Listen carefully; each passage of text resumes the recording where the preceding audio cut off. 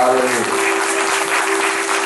Qué bueno estar en la casa del Señor. Vayan mis saludos y respetos a la congregación general, la pastora de la casa. Vayan mis saludos también. Reciban saludos de mi esposa. Está creando unos detalles de unas actividades que tenemos pendiente de hacer el ministerio juntamente con otras personas, así que está trabajando fuertemente. Así que reciban saludos tanto de mi esposa como de mi pequeña. Ya cumple los 5 meses, todavía estamos en esa jornada. Un gozo, de verdad que sí, disfrutando la etapa. Le cambia la vida, ¿sabes? Le cambia la vida, sí, y las noches también. Pero Dios es bueno, de verdad que sí. Qué bueno estar en medio de ustedes. Recibo saludos también de mi iglesia. Mi iglesia está en la casa del discípulo y mi pastor, doctor Fausto Lora, en la ciudad de Caguas, y estamos a su orden. Así que recibo el saludo de ellos. Pero me dieron una encomienda y quiero aprovecharla. Quiero aprovechar este tiempo. Quiero que vaya conmigo, por favor, póngase de pie. Excelente, de verdad. Libro de Hechos, capítulo número 3.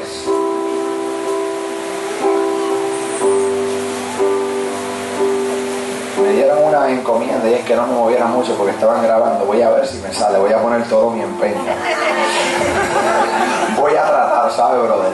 Lo voy a intentar con todas mis fuerzas, te lo prometo. Libro de Hechos, capítulo número 3. Es una historia sumamente conocida por nosotros, pero quiero darle tal vez un matiz o un giro un poco distinto a lo que hemos escuchado comúnmente. Ahí mientras usted va buscando, tal vez ya llegó, yo quiero que usted le estreche la mano al que está a su izquierda o a su derecha, cualquiera de los dos, pero le va a decir con una mirada contundente y fija: te van a sacar de la costumbre. Te van a sacar de la costumbre, vamos, díselo. Como que lo estás creyendo, te van a sacar de la costumbre. Ah, Dios es bueno. Dios es bueno. Dios es bueno.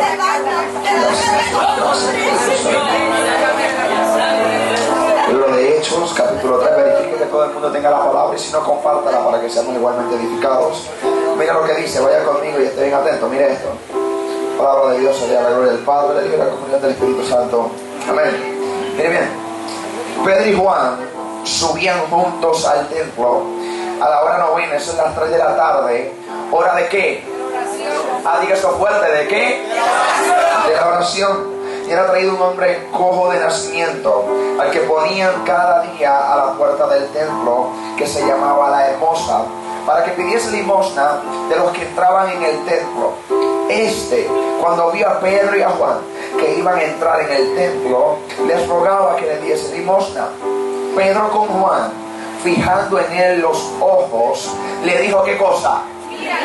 Míranos. Hay otras versiones que tienen ese míranos con un signo de exclamación, o sea que fue una palabra fuerte. Míranos. Escuche bien, porque quiero hablar acerca de 3 instrucciones o 3 ordenanzas que Pedro le da a este hombre, que unas versiones dicen que era un cojo, otras versiones dicen que era un paralítico. Lo primero que le dice, la primera instrucción está en el verso 4, le dice: míranos. Verso 5, entonces él estuvo atento, esperando recibir de ellos algo. Mas Pedro dijo: no tengo plata ni oro, pero lo que tengo te doy. En el nombre de Jesucristo de Nazaret. Segunda y tercera ordenanza, o segunda y tercera instrucción: levántate y anda. 3 instrucciones: míranos, levántate y anda. Verso 7, y tomándole por la mano derecha le levantó, y al momento se le afirmaron los pies y los tobillos, y saltando se puso en pie y anduvo. Mire bien ahora, por favor. Y entró con ellos. Por favor, si se va a olvidar de cualquier otra cosa, de lo que sea, menos de ese detalle. Verso 8, y saltando se puso en pie y anduvo, y entró con ellos en el templo. Mire bien, andando y saltando y alabando a Dios. Y todo el pueblo le vio andar y alabar a Dios, y le reconocían que era el lisiado que se sentaba a pedir limosna a la puerta del templo de Hermosa, y se llenaron de asombro y espanto por lo que había sucedido. Si usted me permite y me da un segundo, yo quiero buscarle lo que dice la Nueva Biblia al Día conforme a este mismo verso, porque hay una frase que la Biblia al Día recalca y me pareció muy impresionante. Voy a leerle los últimos 2 versos, el 9 y el 10. Mire lo que dice: Toda la gente lo vio caminando y alabando a Dios. Verso 10, presta atención. Y reconocieron que era el lisiado que estaban acostumbrados a ver en el templo junto a la hermosa, y se quedaron asombrados. Y reconocieron que era el lisiado que estaban acostumbrados a ver en el templo junto a la hermosa, y se llenaron de asombro. Señor, te alabo, te bendigo y te doy gracias. Gracias porque tu palabra ya está bendecida, Señor. Ahora te pido, Espíritu Santo, que se haga viva, que se haga rema, que se haga real en la vida de los corazones. De tal manera, Padre amado, que al contacto, Padre amado, de esta palabra, Señor, por el oír, que las rodillas paralizadas y los brazos caídos comiencen a adquirir movimiento en esta hora, bajo el poder de esta palabra. Te pido que esta palabra sea como martillo que quebranta las rocas. Te pido que esta palabra sea capaz de transformar las atmósferas y los climas, Señor, espiritualmente hablando. Te pido que esta palabra comience a ser, Padre amado, como espada aguda de 2 filos, capaz de penetrar hasta lo más profundo del ser del hombre. Te pido que esta palabra sea como semilla que cae no en pedregales, no entre espinos, sino en buena tierra, para que produzca el 30, el 60 y el 100 por uno. Te pido que en esta hora, Padre amado, Señor, nos permita sintonizarnos con tu espíritu, que podamos ponernos en el mismo canal que tu espíritu, para estar presto a lo que tienes que hablar, a lo que tienes que decirnos. Afina nuestro oído espiritual, que estemos en la misma frecuencia que tú, que podamos, Señor, poder abrazar lo que tienes que decirnos. Habla y confróntanos, Señor, por medio de tu palabra, que seamos renovados, restaurados, que seamos libres, sanados, que todo lo que tu palabra encierra, todo lo que tu palabra produce, todo lo que tu palabra ejecuta, sea manifestado. Todo lo que tu palabra, Señor, hace, sea manifestado, pues tu palabra no retornará tras vacía, sino que hará el efecto por el cual es enviada y dará su fruto, Señor. Te pido que tu palabra dé fruto, te pido que tu palabra germine, te pido que tu palabra produzca, y en esta hora, sobre todas las cosas, te pido que un ambiente, Padre amado, propicio para que tu palabra corra y tu libertad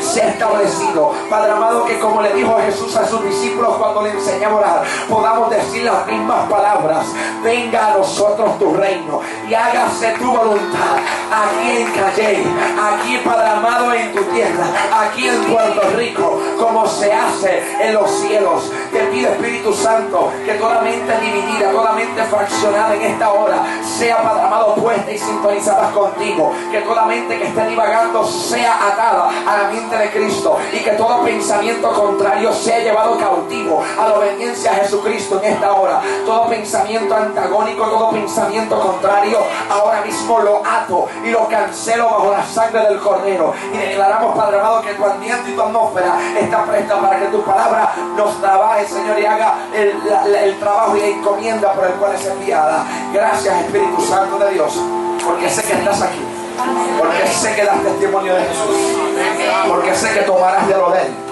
y nos los harás saber. Gracias, gracias, Jesús, en tu nombre. Amén y amén, Señor. Puede sentarse. No olvide que nos van a sacar de la costumbre, de la rutina. Escuche bien. Año 1844. Nace una niña llamada María. María nace dentro de un hogar cristiano, con una inclinación a servirle al Señor. Sus primeros años es en una comunidad de fe de nuestros hermanos bautistas, o de lo que nosotros conocemos como iglesias históricas o clásicas. Y allí, con nuestros hermanos bautistas, comienza a tener la primera cercanía con la palabra del Señor, comienza a tener la primera cercanía con una comunidad de fe, comienza a estar cercano a lo que es la palabra del Señor. Pero escuche bien, María no se quedaría siendo una niña por el resto de sus días. Así que comienza a crecer, pasan 13 años y se ha convertido ahora en toda una adolescente, en toda una juvenil. Tiene 13 años de edad. Estamos en el 1857. Y un día que parecía común y corriente, que no parecía tener nada extraordinario ni nada fuera de lo que era común, un día que parecía como uno más en el calendario, esta juvenil, esta muchacha fue marcada por el Espíritu Santo. Dice la historia que esta muchacha Dios la marca porque, estando en su hogar en un día normal, escucha la voz de Dios que le habla muy fuerte, contundente, y le dice las siguientes palabras: María, yo te señalé, yo te escogí para traer miles de ovejas perdidas e introducirlas nuevamente en el redil. Aquella palabra comenzó a desatar una pasión tan fuerte en aquella muchacha que ella respondió automáticamente a algo que se había despertado. Es como si literalmente hubiesen cogido el espíritu de esta muchacha y lo hubiesen jamaqueado.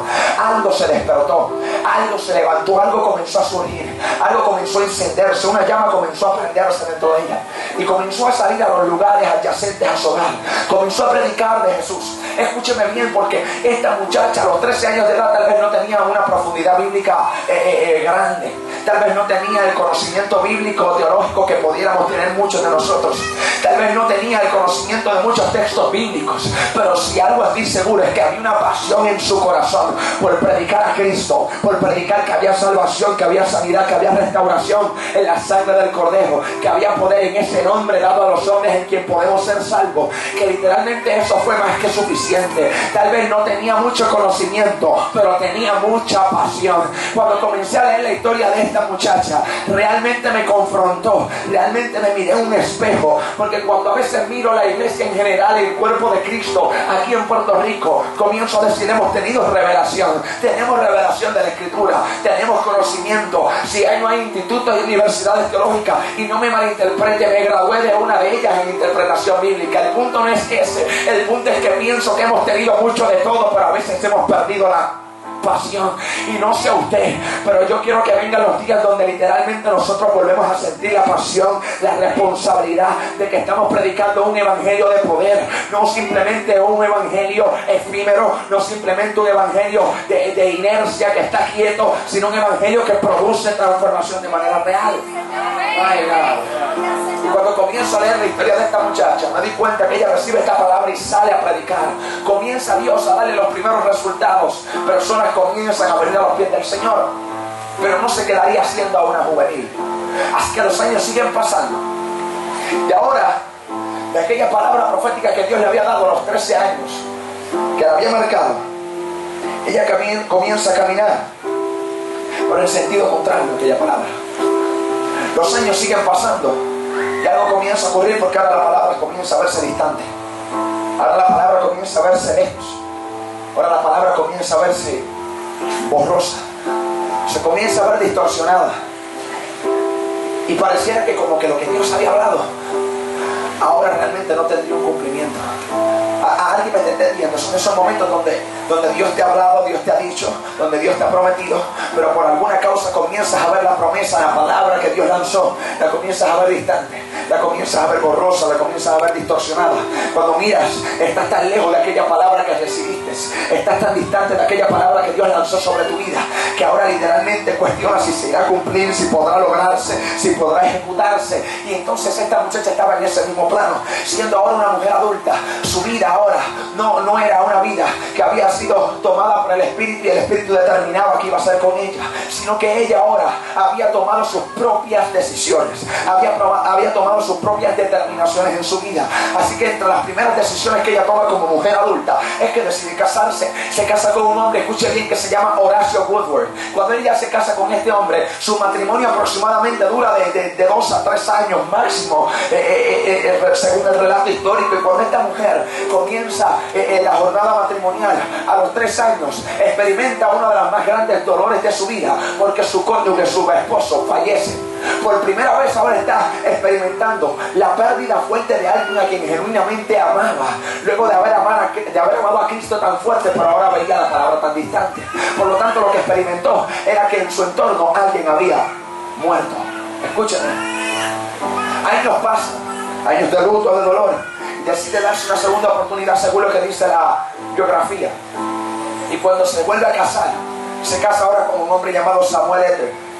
Pero ahora lo que termina muerta es su matrimonio, porque termina en divorcio. Cuando comienzas a ver, recapitulando la historia, tienes una mujer que recibió una palabra de parte de Dios, que Dios le marcó y la selló a los 13 años, que le dijo: te señalé y te escogí, pero ahora se ha convertido en adulta, y lo que ha visto es como un matrimonio ha muerto y como un cónyuge también ha muerto. Comienza a ver que su entorno parece que todo termina muertos. Para que usted entienda la costumbre de esta mujer en su vida, siendo adulta, habiéndose alejado de esa palabra, la costumbre le dictaba y le decía, las tinieblas le decían claramente, no lo intentes, no trates de salir a flote, porque todo en tu entorno termina muerto. Le voy a poner un cuadro un poco más complejo según lo que dice la historia. La historia dice que María era madre de 6 hijos. 5 de ellos fallecieron. Ahora no solamente tengo un matrimonio muerto, no solamente tengo un esposo muerto, ahora tengo 5 de 6 hijos muertos. La costumbre le estaba diciendo, acóplate, adáptate a que todo en tu entorno va a terminar muerto, a que nada cambiará, a que todo no cobrará ánimo, a que nada será restaurado. Acostúmbrate a que la palabra que recibiste a los 13 años no será vista por tus ojos. Acostúmbrate a que nada podrá ocurrir, nada podrá cambiar. Pero entonces cuando ella estaba en ese entorno que pensaba que todo estaba perdido, recibe una mala noticia aún adicional.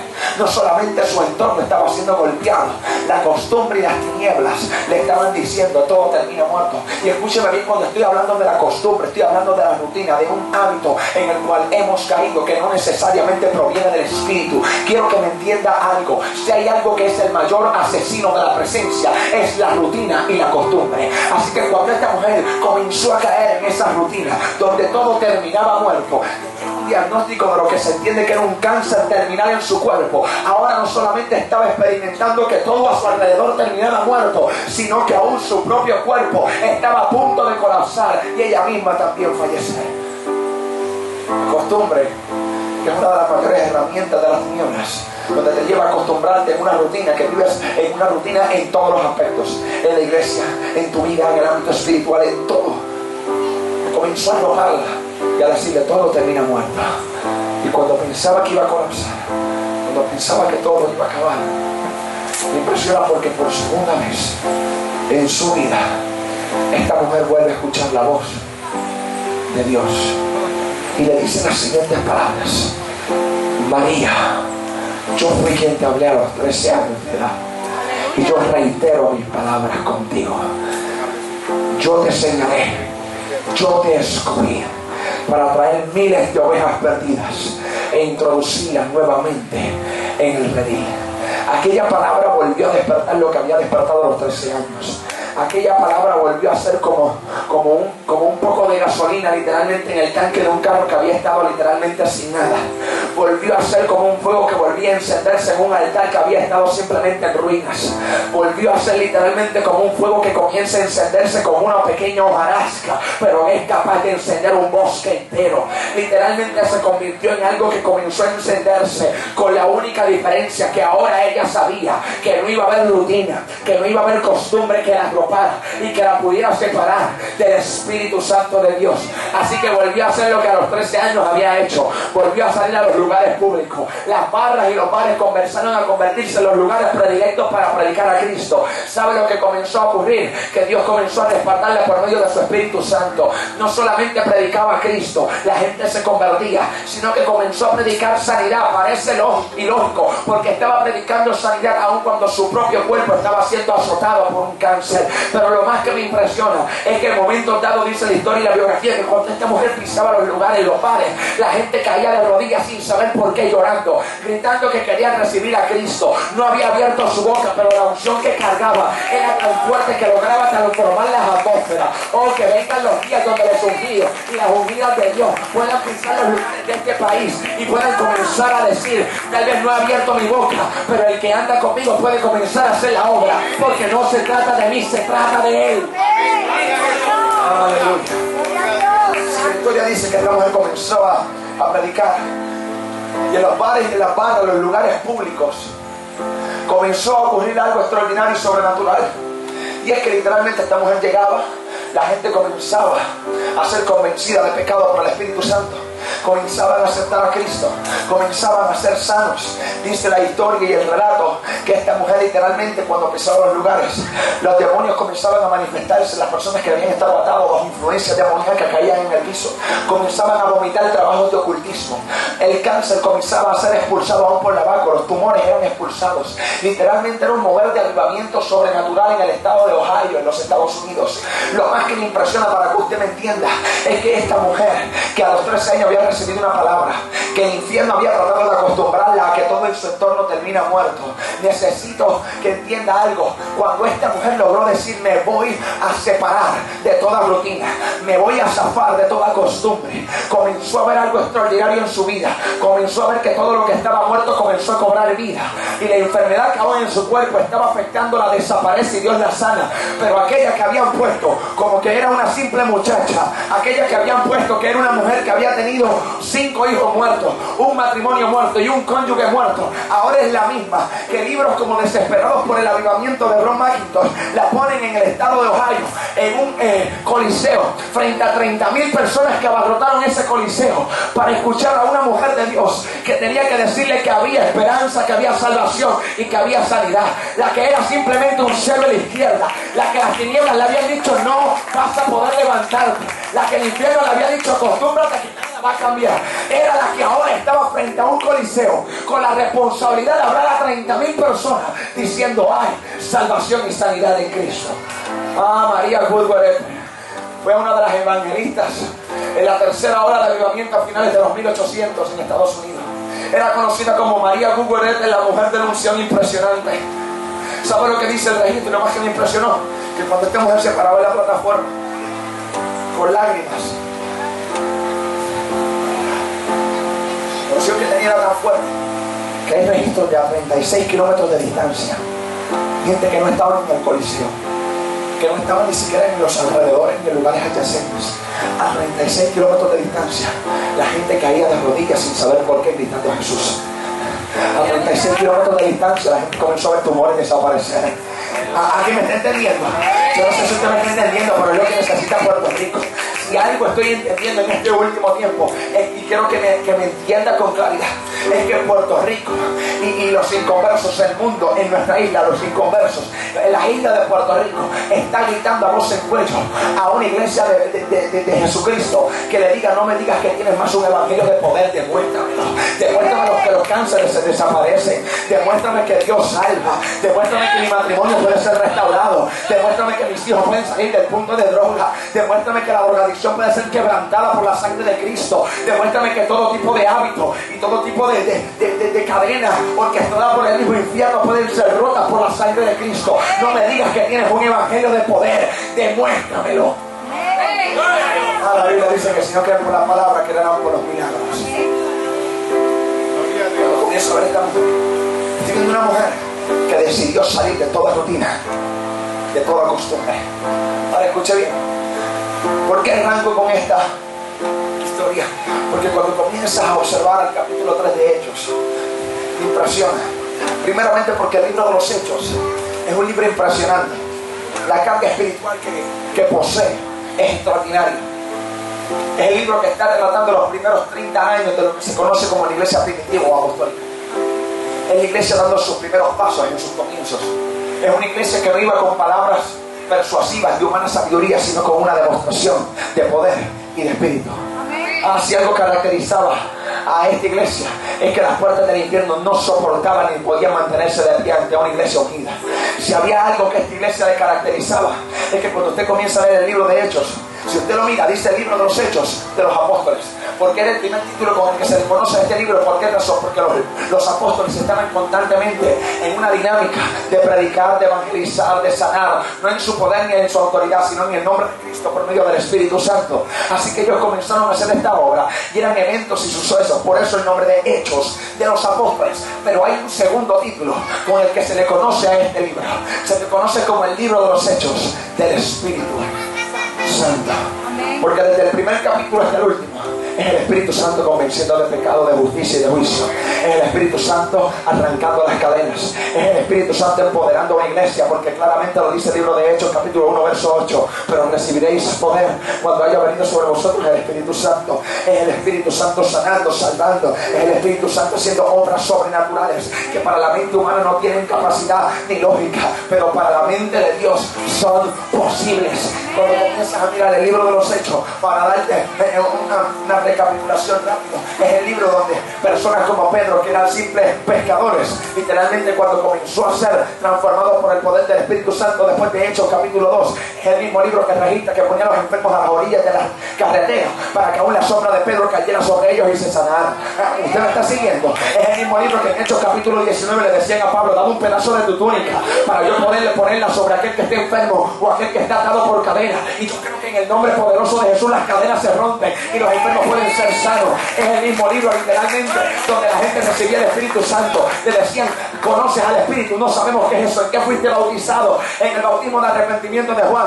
¿Quieres el Espíritu? Sí. Ponían las manos y recibían el bautismo del Espíritu Santo. Es el mismo libro donde literalmente los discípulos eran sacados de manera sobrenatural de las cárceles, cuando los emperadores y la gente de autoridad y de gobierno los ponía en las cárceles por agitar las masas y predicar el Evangelio. Era el mismo libro donde usted ve que literalmente personas comenzaban como Dorcas a resucitar por la mano de Pedro, porque haber estado muertas, haber vuelto a la vida. Es un libro que literalmente trabaja con algo que se llama poder de Dios. Amén, amén. Creo que por alguna causa necesitamos volver a observar las primeras obras de esa iglesia. Amén. Si bien es cierto que debemos mirar la historia y el pasado para no cometer los mismos errores que se cometieron en el ayer, también es cierto que debemos comenzar a ver qué le dio resultado a la iglesia primitiva para volverlo a poner en práctica y que se vuelva a manifestar lo que se manifestaba. Yo quiero que usted me entienda algo. En Dios no hay sombra de variación. Dios es el mismo ayer, hoy y por los siglos. Por lo tanto, lo que Dios hizo en el pasado en una ocasión, lo vuelve a hacer en el presente en una segunda. Gracias por los dos que me entendieron. Lo voy a decir de nuevo. Si en el pasado Dios resucitó, en el pasado lo hizo, y Él no tiene sombra de variación, sino que sigue siendo el mismo, significa que lo que hizo ayer lo puede volver a ejecutar hoy nuevamente por segunda ocasión. ¿A alguien me entiende ahora? Alabado Dios. Comienzas a mirar el libro de los Hechos. Es un libro que es sobrenatural. Cuando digo sobrenatural, no me malinterpreten. No estoy hablando de un concepto de nueva era ni nada por el estilo. Estoy hablando de un concepto que define cómo es nuestro Dios. Escuche bien varias características de nuestro Dios. Omnipresente porque está en todo lugar, omnisciente porque todo lo sabe, pero es omnipotente porque todo lo puede. Por lo tanto, si decimos un Dios que es omnipotente, que todo lo puede, tenemos un Dios que es sobrenatural porque trasciende todas las leyes humanas, va por encima de ellas. Cuando la ciencia dice que no, Él dice yo sí. Cuando tal vez los médicos dicen no se puede, Él dice yo lo hago. Cuando tal vez la gente dice no hay salida, Él dice yo abro puertas. Usted me está entendiendo, es un Dios que es sobrenatural, es real. Así que cuando usted comienza a observar, se da cuenta que eso es todo lo que domina en el libro de los Hechos. Cuando vamos al capítulo 3, me está hablando que Pedro y Juan subían al templo a la hora novena, 3 de la tarde, hora de la oración. Y subían al templo. Subían al templo porque esta era parte de su costumbre.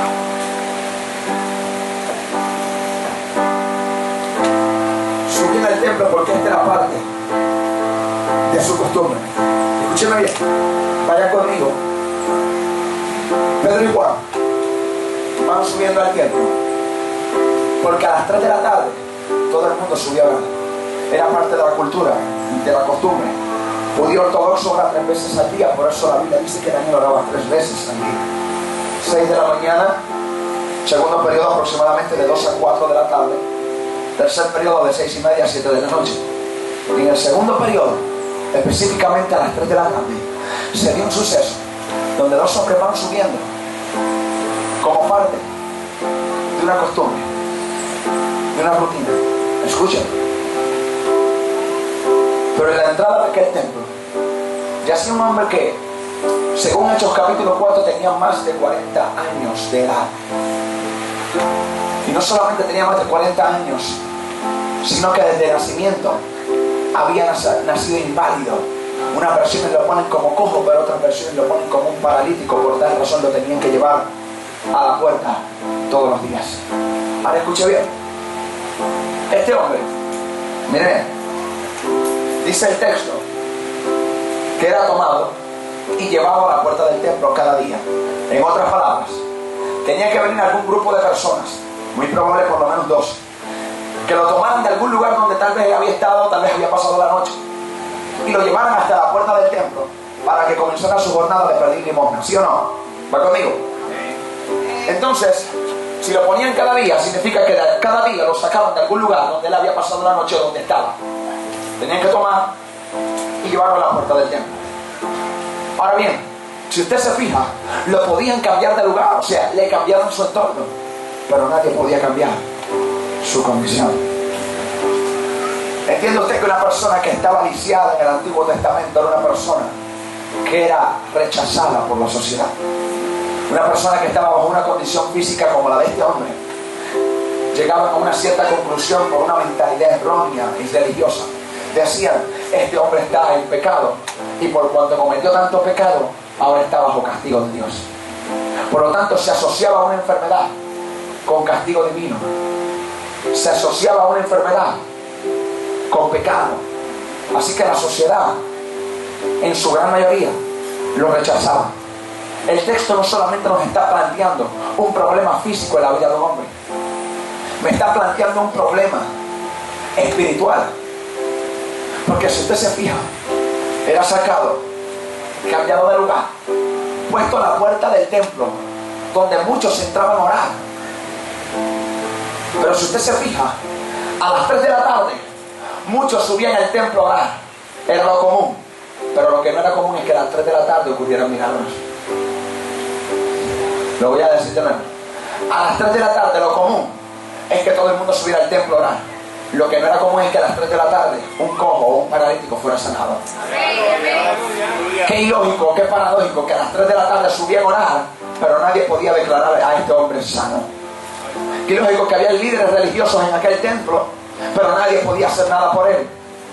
Entonces comencé a entender que no solamente se trataba de un problema físico en la vida de un hombre, sino de un problema espiritual en el cual se encontraba en aquel momento todo el elemento eclesiástico, lo que era el templo, se encontraba literalmente raquítico, sin una manifestación genuina. My God. Oh, yo sé que esto tal vez no saca todos los amenes ni te pone a danzar en una pierna, pero te lo tengo que decir.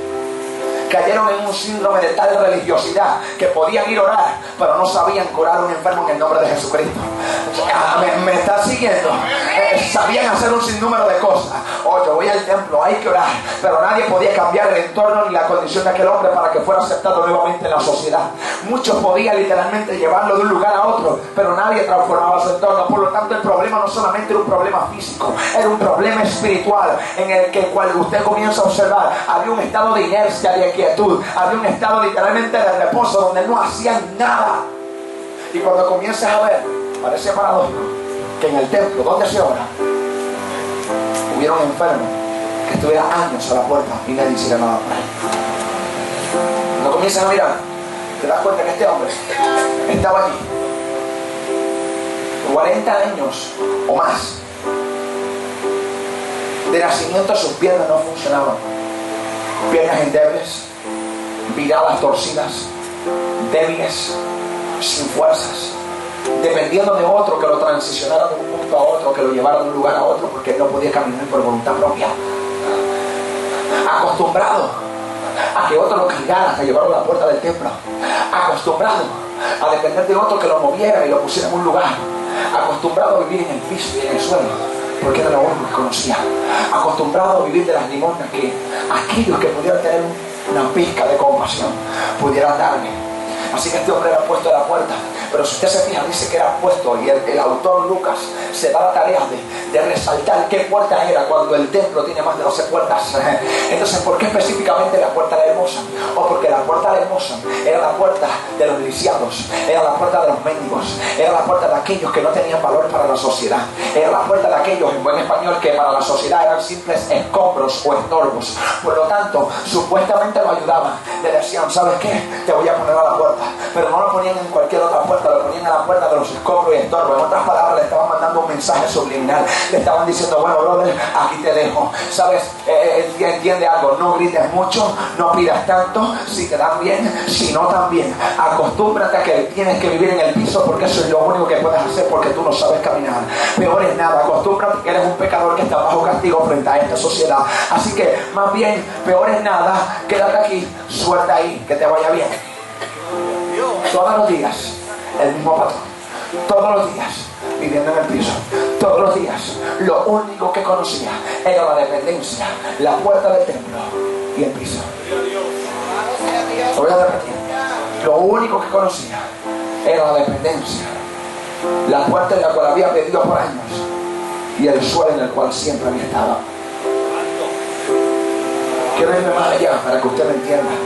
Si estamos hablando de un hombre que tiene más de 40 años y desde nacimiento está así, usted puede imaginarse cómo fue la niñez de este hombre cuando todos los demás niños podían jugar, correr. Él simple y sencillamente estaba enclaustrado en una esquina porque no podía moverse. Usted se imagina el trauma, el trastorno psicológico y emocional que tenía que tener este hombre, porque no podía hacer nada mientras veía a todos los demás amigos jugando, otros se burlaban de él.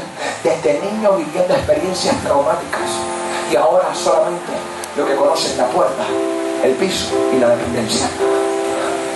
Cuando comienzas a observar el texto, te das cuenta que este hombre estaba muy probablemente a la puerta del templo, y ahí estaba avanzando tirado. Y decía, otro día más.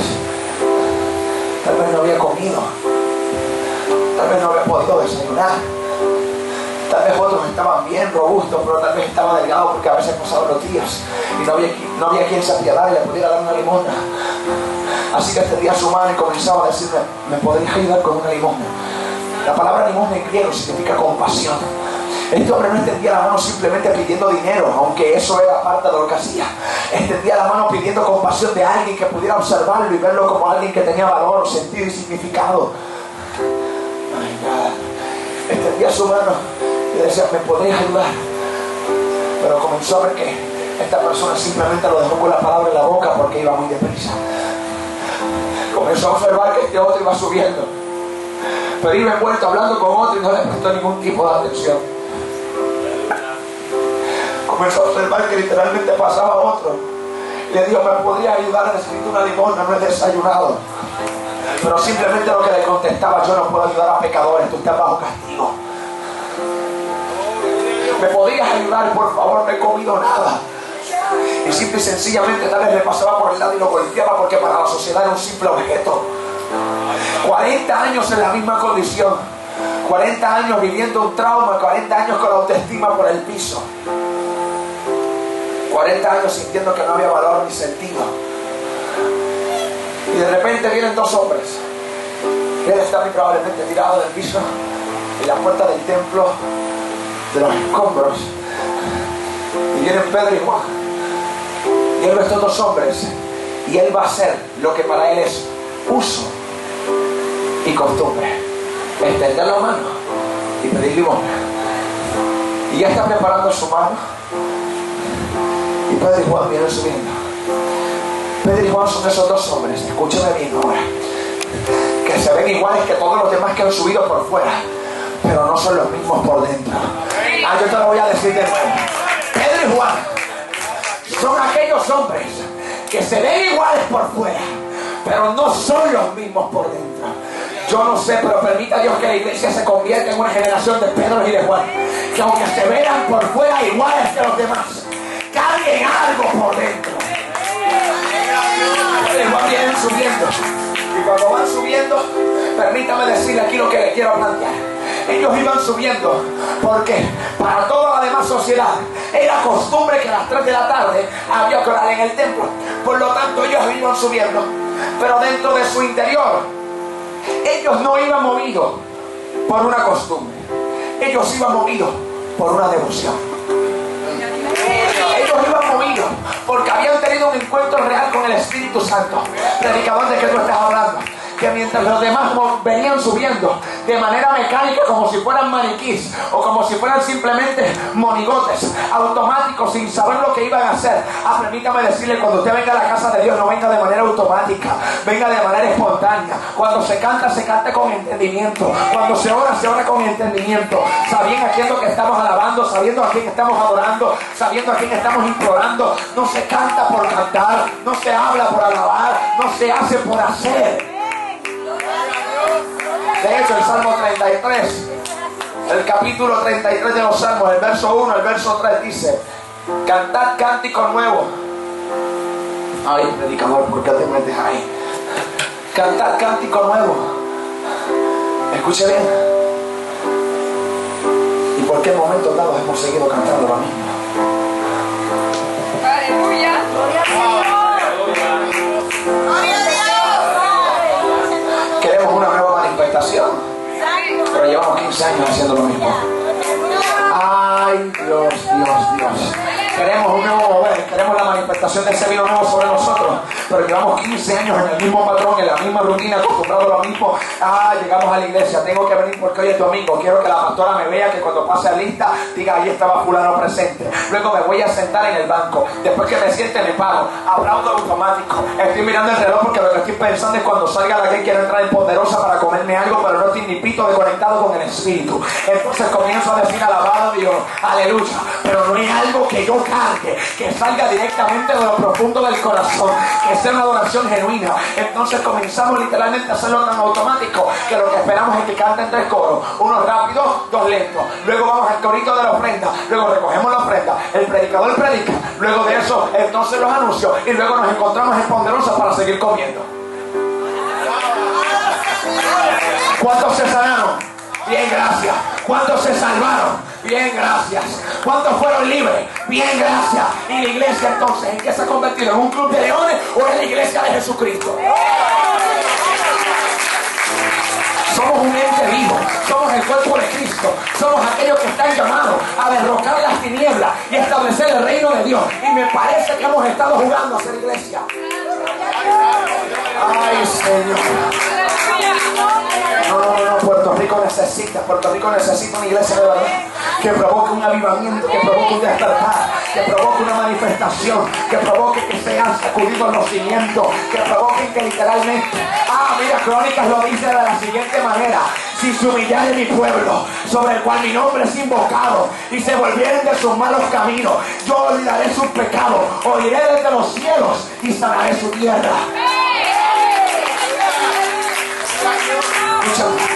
La costumbre nos ha llevado a acoplarnos a algo, a mantenernos en un mismo estado. Y cuando comienzo a mirar y a observar, este hombre estaba sumergido en esa costumbre. Cántico nuevo. Pero tenemos el atrevimiento en un momento dado de decir: canta lo primero que te venga a la mente, si total y todo. De hecho, el verso habla no solamente de los adoradores levitas, habla de los músicos también. Dice: el que toque, hágalo con destreza. Búsquelo.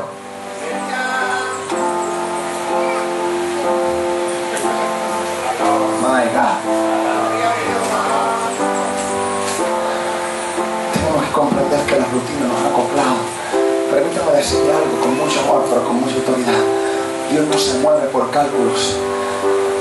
Dios no tiene ecuaciones para manifestarse. El Espíritu Santo no se manifiesta por ecuaciones. Escúchame bien, es aquí donde yo quiero llegar. Estos hombres, Pedro y Juan, iban subiendo al templo, pero iban subiendo con una devoción, porque su costumbre había sido quebrantada. Predicador, ¿cómo lo sabes? Porque ellos van subiendo en el capítulo 3 al templo, pero ellos vienen de una experiencia en Hechos capítulo 2, donde el día de Pentecostés, estando juntos todos unánimes en oración, de repente vino un estruendo que fue como un viento recio que llenó toda la casa, lenguas repartidas como de fuego, y todos fueron llenos por el Espíritu Santo. Usted tiene que entender algo. algo. Hay varias frases, palabras, conceptos en esa historia de Hechos capítulo 2 que resaltan algo importante. Por ejemplo, el Espíritu Santo vino dígalo conmigo, de repente. Escúcheme bien, porque de repente significa de manera inesperada o sin previo aviso. Ellos estaban allí, primero porque Jesús lo había ordenado. Vayan a aquel aposento alto que se ha separado. Número 2, seguían en Jerusalén porque Jesús se los había ordenado. Lucas capítulo 24, verso 49. No salgan de Jerusalén hasta que no seáis investidos de poder de lo alto. Me parece que hemos estado saliendo de Jerusalén sin estar tan seguros de que estábamos llenos. Quiera Dios que podamos volver a Jerusalén y decirle: Señor, de aquí yo no doy un paso afuera hasta que tú no me llenes. De aquí yo no doy un paso afuera de tu presencia hasta que tu presencia no venga sobre mi vida. De aquí yo no doy un simple paso hasta que literalmente tú no vengas sobre mí, porque simple y sencillamente predicaría un evangelio hueco. Así que cuando ellos comenzaron a entender esto, estaban en aquel aposento, escúcheme bien, por obediencia a lo que Jesús había comandado. Ahora, el texto nos dice que el Espíritu Santo se manifestó de repente y ellos estaban juntos unánimes en oración. Por mucho lapso de tiempo, escucha bien, se nos ha enseñado que literalmente el Espíritu vino porque estaban juntos unánimes en oración. No me mire serio, permítame explicarlo. Juntos y unánimes era como debe estar la iglesia. La iglesia primitiva estaba comenzando, eran los primeros pasos. Por lo tanto, Jesús había dejado un modelo: Padre, que sean uno, como tú y yo somos uno. Fue la última oración que hizo por sus discípulos. Les estaba dando un principio. Por eso ellos, poniendo en práctica ese principio, estaban juntos, unánimes y sobre todas las cosas en oración. ¿Por qué? Porque es como Cristo quiere a su iglesia. No la quiere fragmentada, no la quiere dividida. De hecho, para que usted me entienda, cuando Cristo venga a buscar a su iglesia, porque creo que Cristo viene y creo en el arrebatamiento, Cristo no viene a buscar pentecostales, apostólicos, restauración, viene a buscar un solo cuerpo lavado por su sangre. De hecho, en el cielo no van a haber pasillos que digan pentecostales a la derecha, bautistas a la izquierda. Así que cuando el Espíritu Santo se manifestó, predicador, entonces, ¿por qué se manifestó? Primero, estaban juntos unánimes porque era el modelo de la iglesia. Estaban estableciendo el modelo de cómo debían caminar. 2, ¿por qué el Espíritu se manifestó? Porque Jesús lo había prometido. No os dejaré huérfanos, enviaré otro consolador. Al Jesús que yo le sigo, cuando Él promete, Él cumple. Permíteme decirte, si Dios te ha hablado, Dios ha de cumplir. No es hombre para mentir, ni hijo de hombre para arrepentirse.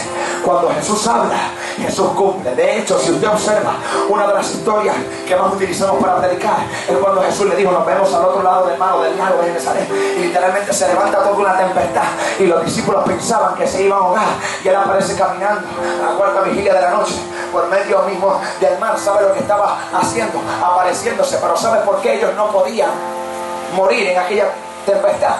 Porque desde que estaban en la otra orilla, Jesús les había dicho: nos vemos al otro lado. Aunque lloviera, así se partiera la barca en dos, ellos tenían que llegar al otro lado, porque Jesús ya lo había prometido. Así que cuando ellos estaban allí, escuche bien, ellos estaban esperando a ese Espíritu Santo. No sabían cómo iba a ser, no sabían cómo sería la experiencia, simplemente estaban esperando. Tal vez Juan se desesperó y Pedro le dijo: no, vente, vamos a obedecer. El maestro nos dijo esta encomienda. Tal vez Jacobo quiso salir. No te vayas, vamos a seguir aquí, vamos a seguir conversando, hablando de los milagros, hablando de lo que Jesús había hecho. Vamos a orar otro poco, de rato más. Y comenzaron a estar en esa coinonía. Y de repente, de manera inesperada, un día de Pentecostés, se manifestó el Espíritu Santo. De repente, de manera inesperada y sin previo aviso. En otras palabras, lo contrario a lo de repente es lo sistemático, lo avisado, lo programado. No tengo nada en contra de los programas. Fui pastor de jóvenes 4 años y me tocó hacer programas. Pero qué problema hay de nosotros que pensamos que el programa es mayor que el Espíritu Santo. El Espíritu Santo no se mueve en base a programas, se mueve en base a corazones que provocan una atmósfera de adoración que literalmente provocan que Él se manifieste. Tenemos que entender algo: el Espíritu Santo no se va a manifestar porque cantamos 3 coros rápidos y uno lento y esperamos que el Espíritu se manifiesta. Hemos estado tan acostumbrados que en momentos no lo pensamos. De hecho, obsérvelo, usted ha ido a campamentos, a congresos o a actividades, mire y dése cuenta, están en el momento de la adoración al comienzo comienzo del culto.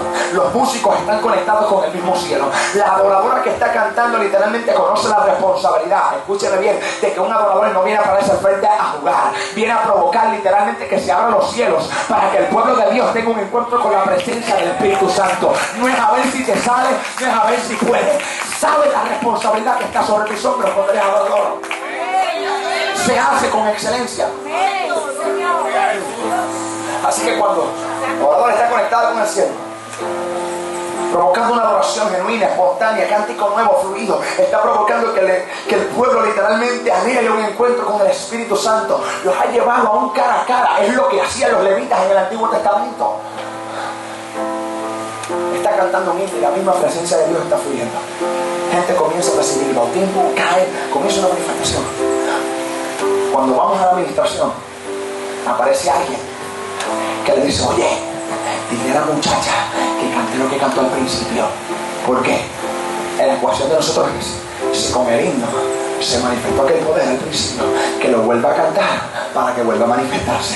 Y ahora el Espíritu Santo coge y no hace nada, no sana ni un catarro ni sana una mosca, para que tú entiendas que no se mueve conforme a programas, que no es simplemente uno rápido o otro lento. Es una adoración genuina y real de lo profundo del corazón. Es un nivel de adoración mucho más profundo de lo que tal vez hemos experimentado. Ay, una atmósfera de adoración divina. Y estos hombres habían experimentado eso, que él viene de repente. Se había quebrantado la costumbre en su vida. Así que ellos van subiendo ahora al templo, luego de haber experimentado que su costumbre y su rutina se rompiera. Por lo tanto, mientras otros van subiendo al templo de rutina, ellos van subiendo por devoción, por un encuentro que tuvieron con el Espíritu. Así que cuando vieron, mira aquellos dos, dice: voy a pedirles a ver si me ayudan. Permita que me puedan ayudar. Espero que me puedan ayudar. No he podido comer, no he podido tomar nada.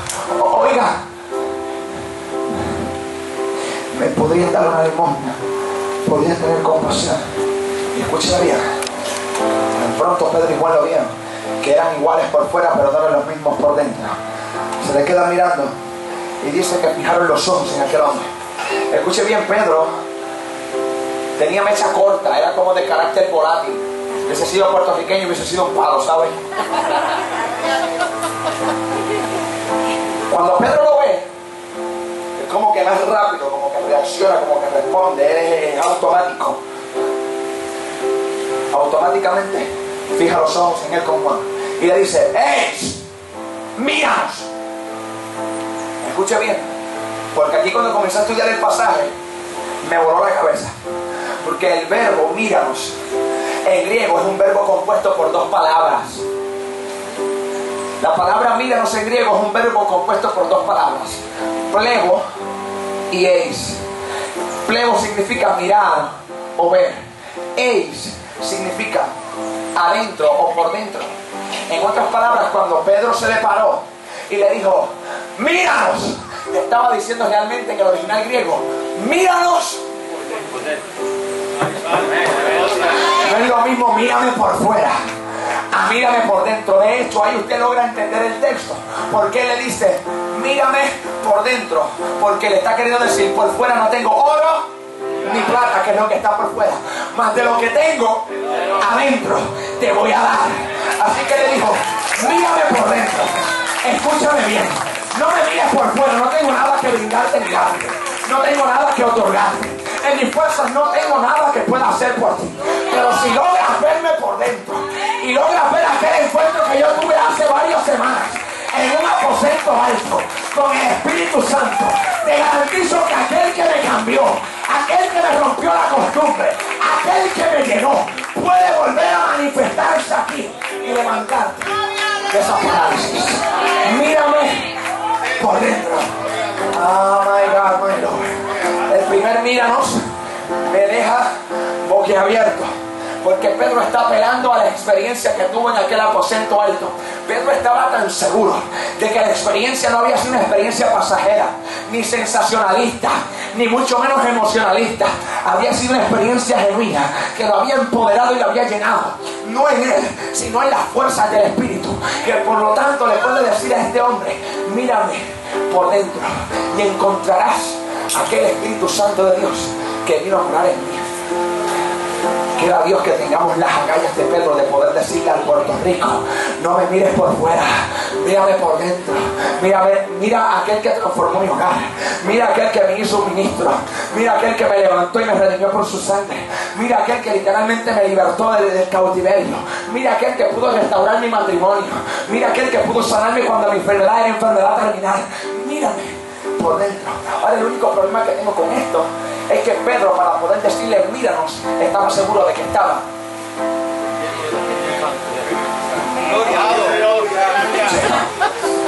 Cuando el mundo comienza a observarnos y a mirarnos por dentro, ¿qué tenemos para dar? ¿De qué estamos llenos? ¿De qué estamos llenos? ¿De prejuicios? ¿Limitaciones? Estamos llenos de un Dios que por la boca decimos que es poderoso, pero a veces nos cuesta creer que puede hacer un milagro. O estamos llenos del Espíritu Santo, porque entendemos que Pentecostés no es una experiencia plasmada simplemente en la Biblia, sino que Pentecostés es una experiencia real, es un cara a cara con el Espíritu Santo. Míranos por dentro y nos deja ver y nos deja meditar qué tengo yo por dentro para ofrecer. Ahora escuchen bien, la segunda implicación que tiene míranos es sencilla. Si Pedro le dijo míranos, es porque el hombre no lo estaba mirando. Lo que significa que este hombre tiene que haber tenido su vista puesta en algún otro sitio o en algún otro lugar que no era Pedro. Por consiguiente, Pedro tiene que decirle: míranos, préstanos atención, míranos a nosotros. Quiere que le diga dónde yo pienso que estaba mirando. Tómelo por lo que vale, se lo voy a explicar. Pero en lo personal pienso que este hombre estaba mirando el piso. Estaba mirando hacia el suelo con su mano extendida. Predicador, ¿por qué? Porque es un hombre que tiene más de 40 años viviendo la misma condición desde que nació, viviendo burlas, improperios, palabras oeces, viviendo tal vez golpes, traumas. Por lo tanto, tengo un hombre que tiene su autoestima degradada, la tiene por el piso. Por lo tanto, no se atreve a sostener una conversación mirándote a los ojos porque se avergüenza de su condición. ¿Usted ha visto gente que no se atreve a mirarte a los ojos porque simple y sencillamente su condición o donde están no los permiten sentirse orgullosos? No estoy hablando de orgullo de prepotencia, estoy hablando de tener identidad. Este hombre había perdido toda su identidad. Una de las cosas que cuando tú aceptas a Cristo tienes, tan pronto lo recibes, eres identidad, porque pasas de ser creación a ser hijo de Dios. Tienes identidad de hijo. No eres bastardo, no estás literalmente a la intemperie, eres hijo. Alguien tiene que entenderlo. En muchas ocasiones, muchos de nosotros no necesitamos 5 minutos ni 1 hora con la pastora porque tengo un problema. No necesitamos consejería, lo que necesitamos son 5 minutos con el Espíritu Santo para que el Espíritu de adopción nos haga entender que no somos adoptados, que no somos simplemente personas realengas, sino que somos hijos. De hecho, una de las primeras cosas con las que Satanás trata de jugar es con tu identidad. ¿No me crees? Mire cuando Jesús en Lucas capítulo 4 es tentado: si eres hijo, di a estas piedras que se conviertan en pan. Si eres hijo, lánzate, porque escrito está: a sus ángeles enviará para que tu piedra tropiece en piedra. Si eres hijo, tratando de trastocar la identidad. Así que aquel hombre no tenía identidad, se avergonzaba. Tengo un hombre que psicológicamente hablando, una de las características para saber que alguien está bajo una depresión y con una autoestima pobre es cuando van a momentos dados a citas y no se atreven a sostener conversaciones mirando fijamente el punto o el receptor de la conversación, sino que simple y sencillamente divagan, pero no logran mirar fijamente. Y aquel hombre lo único que conocía era la puerta, la dependencia y el suelo. Así que estaba mirando donde él estaba viviendo por largos años, con su mano estirada, tal vez tapándose el rostro. Le dijo: por favor, tengan compasión. Y Pedro le dice: míranos. La primera indicación, por dentro. Pero la segunda, lo que Pedro le estaba diciendo es, en palabras más concretas: cambia tu enfoque. Estás mirando el lugar incorrecto y no pueden haber milagros si miras de manera incorrecta. Cambia tu enfoque. ¿Quieres ver algo sobrenatural? Cambia tu enfoque. ¿Quieres que Dios se meta en tu casa? Cambia el enfoque. ¿Quieres que Dios comience a trabajar contigo? Cambia el enfoque. ¿Quieres que Dios restaure a tus hijos y los traiga a los pies de Cristo? Cambia tu enfoque. ¿Quieres que Dios comience a bendecir tu vida aún en el área financiera? Cambia el enfoque. ¿Quieres que Dios comience a prosperar en tu camino? Cambia el enfoque. ¿Quieres comenzar a ver que Dios comienza a abrir puertas bajo el llamado que dijo que tenía contigo?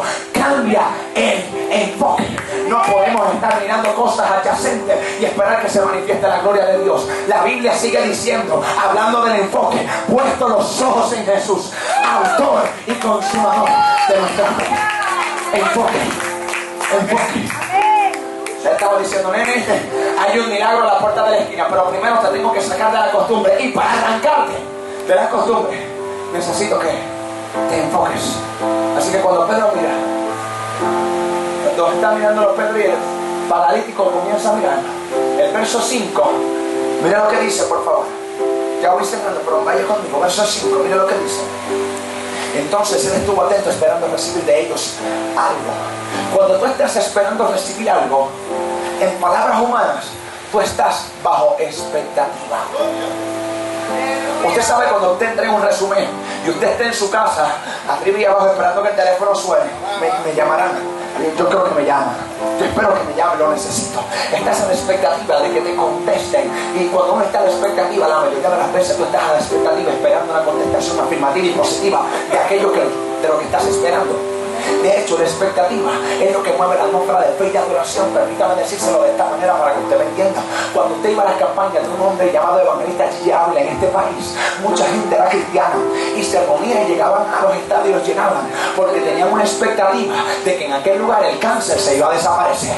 Tenían una expectativa de que a principios, a mediados o a final del culto la artritis se iba a alargar del cuerpo. Tenían una expectativa de que cuando yo fuera allí, aunque mis hijos no estaban, yo iba a alzar las manos al cielo y Dios me iba a usar como punto de contacto y las cadenas allá en casa se iban a romper, y cuando yo llegara mis hijos iban a estar libres de toda atadura del infierno. Expectativa. Se movían bajo expectativa, y esto fue lo que se creó cuando él logró tener el enfoque correcto. ¿Qué logro entonces? Entender que cuando hay un enfoque correcto se manifiesta una expectativa. Entonces, cuando hay expectativas, usted cree que Dios puede hacerlo una vez más. Dios quiera que comience a haber expectativa en nosotros cuando venimos a la casa de Dios. Que cuando yo comienzo a bañarme en casa los domingos, yo venga pensando en quién Dios va a sanar, qué matrimonio será restaurado, qué familia será restaurada, quién vendrá a los pies de Cristo, quién literalmente será libre del yugo del infierno, quién literalmente será restaurado. Pero a veces vamos con expectativas y otras veces vamos de manera mecánica. Ay, aquí voy, hoy es lunes. ¿Cómo tú estás ahí? Como Dios quiere. Como Dios quiere, no, como te da la gana. Sin ningún tipo de expectativa. Hasta que Pedro le dice: míranos, enfócate. Entonces comienza a enfocarse.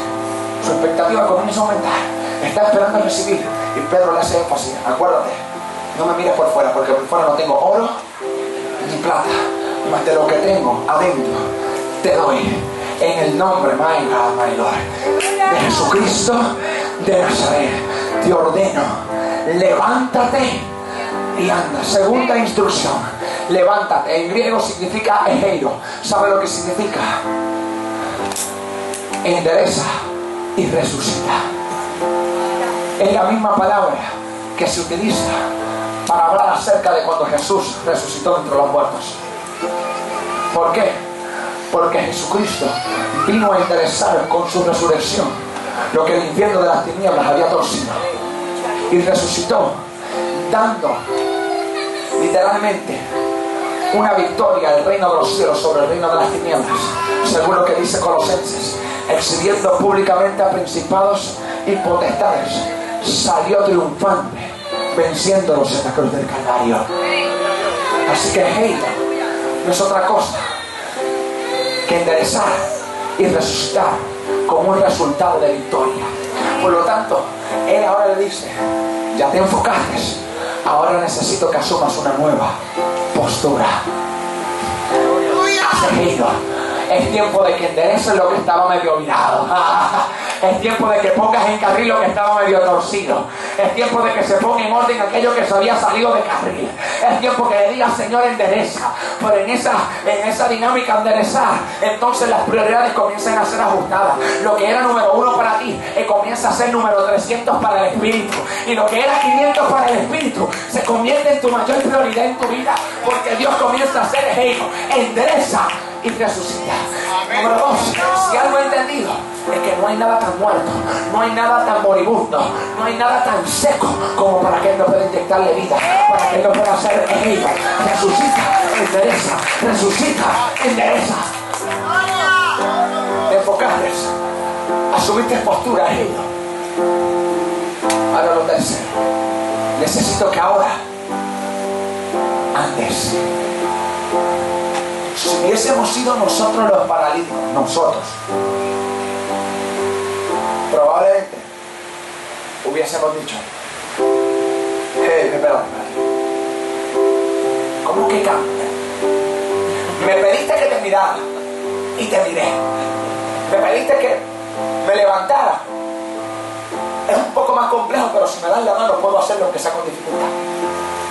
Pero ahora extendiéndome la mano, me tomas de la mano derecha y me estás pidiendo que camine. Tú sabes que yo no sé caminar.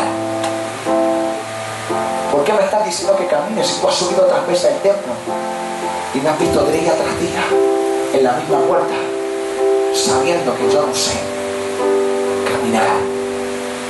¿Cómo te atreves a pedirme? Mire, si hubiésemos sido nosotros, hubiésemos dicho, ¿cómo te atreves a pedirme algo que yo no sé hacer?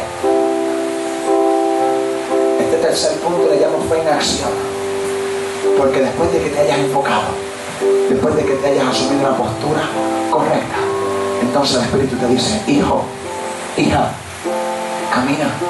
Y tú dices, Señor, yo no sé caminar. Camina. Señor, me estás pidiendo algo que yo no sé hacer. Camina. Me estás pidiendo algo que cuando lo haga tal vez falle. Camina. Me estás pidiendo algo que si lo hago y fallo se van a burlar y va a ser peor. Camina. Me estás diciendo algo que mi familia no lo va a entender. Camina. Me estás diciendo algo que cuando lo haga mucha gente me va a abandonar porque me va a decir que estoy loco. Camina. Me estás diciendo algo que cuando comienzo a dar los primeros pasos muchos no lo entenderán ni me van a abandonar. Camina. Me estás diciendo algo que literalmente me va a costar trabajo y lágrimas. Camina. Me estás diciendo algo que no lo sé hacer. No lo domino. ¿Qué te está diciendo? Camina. Porque entre líneas te está diciendo camina. Porque ya no se trata de ti, ahora se trata de mí. Cuando llegues al otro lado y te des cuenta que no podías caminar pero caminaste, sabrás que no fue en tus fuerzas sino en las mías. Entonces sabrás que cada paso que diste no lo diste por ti, lo diste porque yo te sostuve de la mano. Camina. Aunque se te olvide todo el mensaje, por favor entiende algo. No dejes de caminar. Camina, camina, camina, camina. Camina. Y ahora este hombre es tomado de la mano derecha. Está parado. Imagínese, quiero que se haga la película conmigo, por favor. Imagínese, está de pie. Nunca había estado de pie. Nunca sus piernas le habían sostenido. Comienza a mirar. Ve que sus piernas están fuertes, hasta el punto de que su torso es sostenido por sus piernas. Comienza a ver que puede mover sus pies. Nunca había sentido esa sensibilidad. Comienza a mover sus dedos. Comienza a decirte, tengo movilidad. Mira los apóstoles. Mira los que están en aquel lugar. Comienza a tocar sus piernas porque tal vez no lo puede creer. Y comienza a decir, sí son mis piernas. Las que estaban débiles, las que estaban miradas, las que estaban torcidas, las que estaban literalmente débiles. Pero fue que hicieron ellos.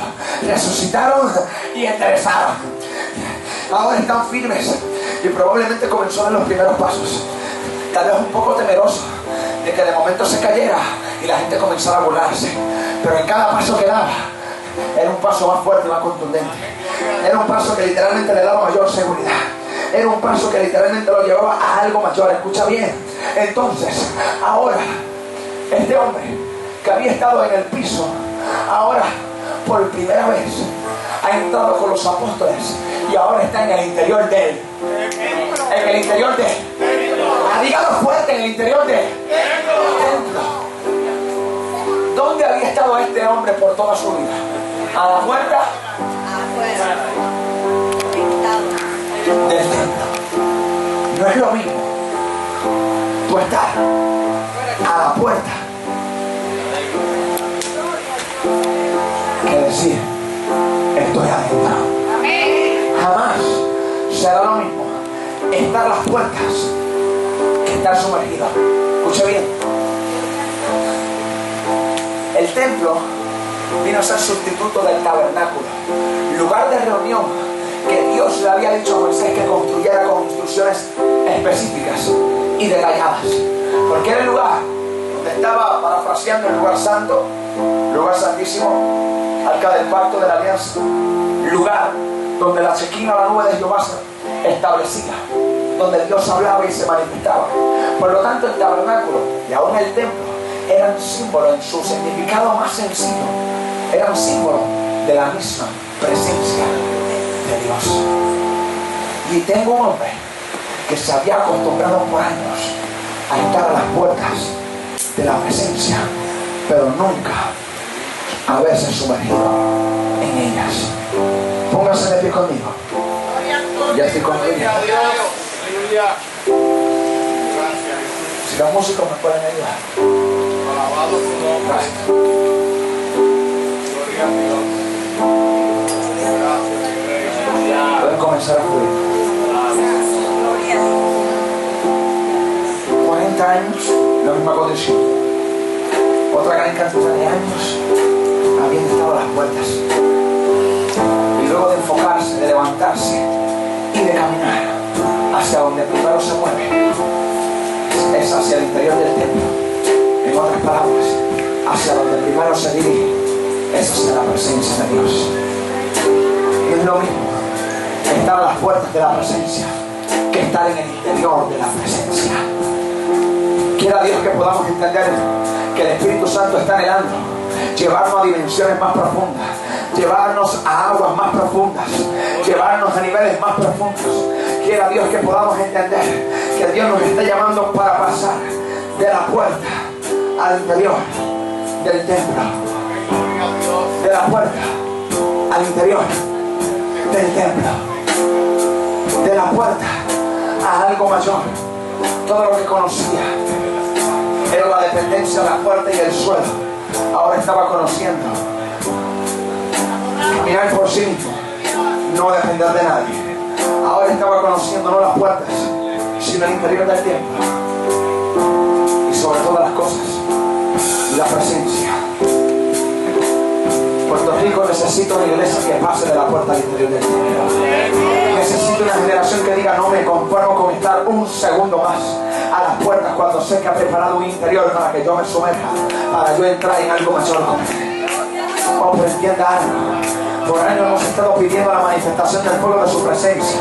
Oh, ven fuego. Oh, manifiesta el fuego. Cantamos hasta coros de fuego. Permítame decirle que antes de que venga una manifestación de fuego, tenemos que pasar de la puerta al interior del templo. Es más, se lo voy a decir de esta manera: antes que venga una manifestación de fuego sobre una iglesia, tienen que venir dos elementos que vinieron sobre la vida de Jesús.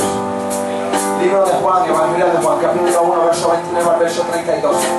Dice claramente que Juan el Bautista dio testimonio diciendo: y vi yo al Espíritu descender en forma de pluma y reposar, y sobre aquel que reposar, ese será el Mesías. Y Juan entonces se dispone a bautizarlo. Ocurrieron dos cosas en la vida de Jesús cuando iba a ser bautizado: que el Espíritu descendió sobre él, pero el Espíritu también reposó. No es solamente decirle desciende, es decirle reposa. ¿De qué habla el predicador? Estoy hablando de lo siguiente. Conmigo, vamos. Estoy hablando de lo siguiente. Cuando el Espíritu Santo desciende sobre Jesús, no solamente desciende, sino que la Nueva Traducción Viviente dice, en vez de reposar, que permaneció. Y la palabra reposar que tenemos en nuestra Reina Valera significa morar o habitar. En otras palabras, venir a vivir. Jesús no solamente hizo que el Espíritu descendiera, sino que le dijo, quiero que vivas. En otras palabras, Jesús se convirtió en una casa para el Espíritu. Y en momentos dados le hemos decidido, desciende, manifiesta tu fuego. Pero no hagas de mi vida tu hogar, no. Porque si lo haces tu hogar, las cosas serán a tu modo y a tu forma. Y quiero que sigan siendo a mi manera. Pero llegó el tiempo de que la iglesia le diga, quiero una mayor manifestación. Quiero el fuego de tu Espíritu realmente. Quiero realmente la manifestación de tu poder. Por lo tanto te pido que desciendas, pero también te pido que reposes. Te pido que vengas a habitar. Te pido que vengas sobre mi vida y hagas de mi vida tu hogar, tu casa, el lugar donde te sientas cómodo para vivir. Me he enseñado que debemos venerar al Espíritu, pero a veces se nos ha olvidado enseñar cuántos Él nos anhela a nosotros, que ha querido venir a morar y hacer de tu vida un hogar. No nos conformemos con que simplemente descienda. Pidamos que repose para que su alimentación pueda ser deseada. Se lo voy a decir de esta manera para que me entiendan. En una ocasión, un matrimonio misionero sale de Inglaterra al lugar natal y se mueven de misioneros a Israel. Y cuando comiencen a hacer misiones, evangelizan. Digo de que pasa la primera semana, se dan cuenta que hay una paloma en el alero del interior de la casa. Comienzan a observar que la paloma estaba haciendo un pequeño nido. Se sentían cómodos con la paloma en aquel lugar. Por lo tanto, decidieron que aquella paloma, más que una mera casualidad, implicaba o significaba la aprobación de Dios para el trabajo que estaban haciendo. Así que vivían alegres, contentos, con llenura y gozosos de que aquella paloma estuviera en aquel rinconcito del hogar. Al cabo de varias semanas, el esposo le dice a su esposa, cariño, ¿te has dado cuenta? Tenemos visita. Y ella le dice, me di cuenta desde que llevábamos una semana viviendo aquí. Me di cuenta desde que comenzamos a vivir, cómo comenzó a hacer de esta su casa e hizo nido. Y la esposa le dice, pero tú te has dado cuenta de algo. Cuando por alguna causa tiramos la puerta o discutimos entre nosotros, la paloma alza sus alas y levanta vuelo y se va. Y la esposa le dice, me he dado cuenta. Me he dado cuenta que si discutimos, se va. Me he dado cuenta que si la hacemos sentir incómoda, se va. Me he dado cuenta que si nuestras actitudes no son las apropiadas, se va. Y el esposo le dijo, tenemos dos opciones. O la paloma se adapta a nosotros, o nosotros nos adaptamos a la paloma. La esposa le dice, cariño, la paloma no es como las tórtolas. Las tórtolas son domesticables, se pueden domar, pero las palomas, aunque son un animal sutil, sensible, son un animal salvaje que no puede ser domesticado. La paloma es como es y punto. Por lo tanto, la paloma jamás se adaptará a nosotros. Nosotros nos adaptaremos a ella para que pueda vivir en nuestra casa. El que tenga oídos oiga. El Espíritu jamás se adaptará a ti, jamás se adaptará a nuestros caprichos, jamás se adaptará a lo que nosotros digamos. Nosotros nos adelantaremos a Él y le diremos: bienvenido eres. Quiero que hagas de mi vida tu hogar. Quiero que hagas de mi vida tu casa. Quiero que reposes y habites.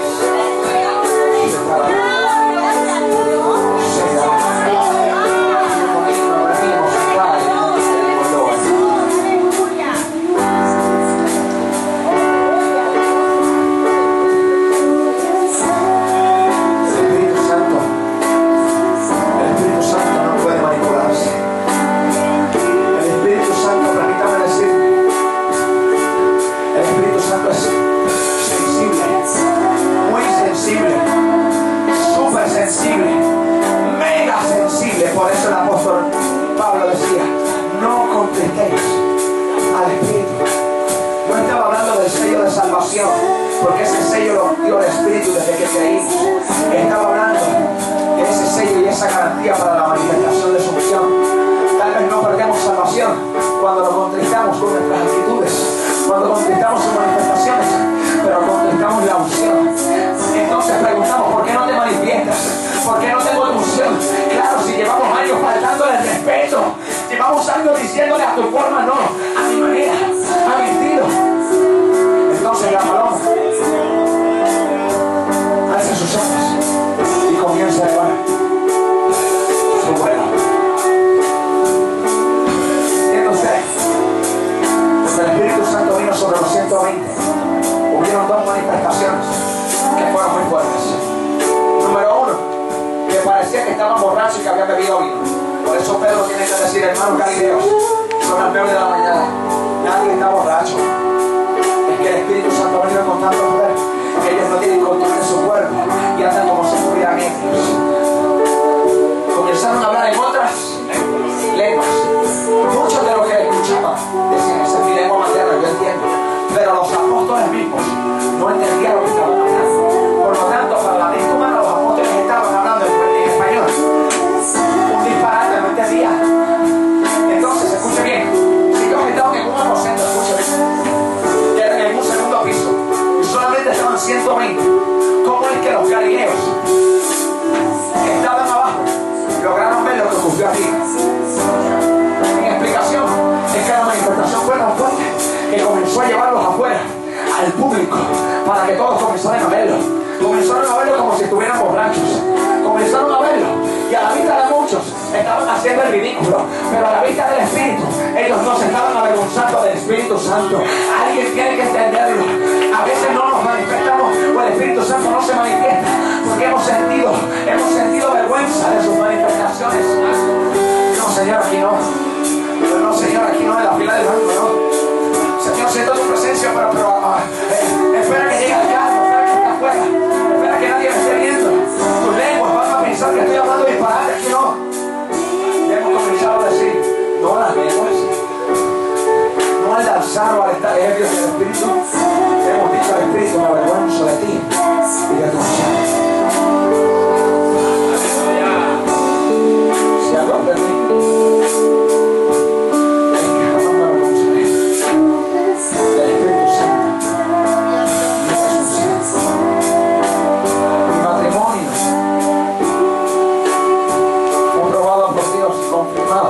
aún cuando yo estaba seguro, en un lugar público, yo estaba convencido, pero mi novia en aquel entonces, que era mi esposa, no lo estaba. Y le dije al Señor: necesito que trabaje con él y que la convenza de que esto es tuyo. No hay profeta en su propia tierra, así que no sea por los caminos. Así que estando no en un templo, no en una iglesia, no por boca de pastor, de profeta, de evangelista, por boca de maestro y de adorador, no por boca de amor, no, por boca de unos compañeros que no sabían matrimonio, amigos a nosotros. ¿En qué lugar? En el Paseo de la Princesa de San Juan. La muchacha del matrimonio comienza de repente a llorar de manera inesperada, abrupta, y como diríamos los muchachos, bien random, ¿no? Como que yo dije: ¿qué pasó? Pero comencé a sentir que era algo espiritual. Comienzo a orar, a interceder, comienzo a hablar de lenguas, pero a hablar de lenguas que el Señor encanta. La gente pasando, moviéndose, mirándonos, dirigentes de quien era mi concilio, bajar la cabeza, reírse, mofarse, burlarse, porque yo estaba recibiendo una palabra profética que garantizaría mi matrimonio y el resto de mi vida con mi esposa. Y en aquel lugar, Dios nos habla y dice: tómense de las manos. Y le dice a mi esposa: porque para ti, donde eres González, es esta confirmación, para que sepas que esta novia y lo que será este matrimonio es aprobado por Dios. Permítame decirle que yo comencé a llorar, yo me tiré en el piso por algo era. Comencé a gritar, comencé a darle letra. Me importó quien me estuviera viendo, me importó quien me estuviera escuchando, me importó quien me estuviera observando, porque para muchos será locura, pero para nosotros es poder de Dios. Si algo he aprendido es que jamás me avergonzaré del poder y la unción del Espíritu Santo. Jamás me avergonzaré de su manifestación. Un pastor en una ocasión fue llamado por un pastor anciano y le dijo: hijo, necesito que vengas con tu esposa porque quiero ungirte, porque quiero llevarte a un nuevo nivel, y sobrenaturalmente Dios quiere utilizarte en milagros y en sanidades. Y ese hombre llega a la casa, a la dirección. Este anciano había recibido el número de teléfono porque el Espíritu Santo se lo había dado.